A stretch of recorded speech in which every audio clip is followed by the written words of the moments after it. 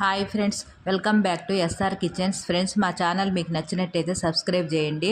ఏమండి, ఇది జొన్నల దోశ అండి. చాలా రుచిగా ఉంటుంది.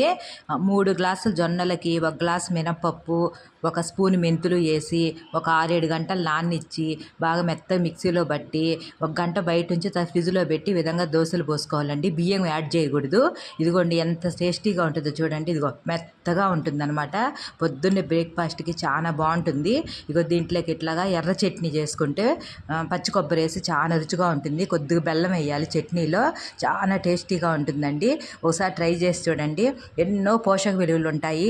మనకు జొన్న రొట్టి పెద్ద బాగా రాదు కదండి, కొద్దిగా గట్టిగా వస్తుంది ఒక్కొక్కసారి అనమాట. ఇట్లా దోశల రూపాన్ని చేసుకొని తింటే పిల్లలు కూడా మెత్తగా ఉంటాయి కాబట్టి 3-4 తింటారు. బాగా రుచిగా ఉంటుంది. ఇదిగోండి పిండి కూడా చూపిస్తూ ఉండండి మీకు ఒకసారి. పిండి కూడా ఏ విధంగా ఉంటుందో ఇదిగో పట్టించిన పిండి ఈ విధంగా ఉంటుందండి. ఇగో ఈ విధంగా కలుపుకోవాలి. ఒకసారి ట్రై